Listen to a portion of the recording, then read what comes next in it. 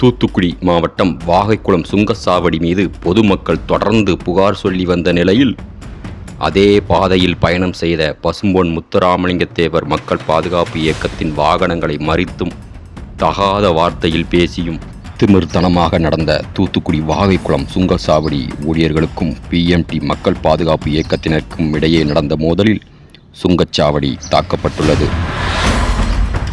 BMT மக்கள் பாதுகாப்பு இயக்கம் சார்பாக அதன் தலைவர் இசக்கி ராஜா தேவர் தலைமையில் எத்தனையோ போராட்டங்கள் தமிழகம் முழுவதும் நடைபெற்றுள்ளது.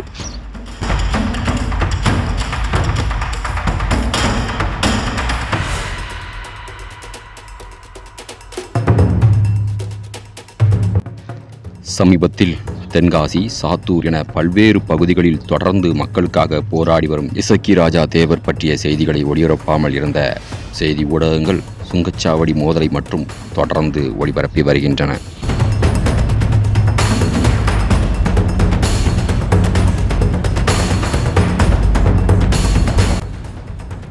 ஒரு சில ஜாதிய வன்மம் பிடித்த மீடியாக்கள் இயக்கம் என்று சொல்லாமல் என்று பதிவு செய்துள்ளது.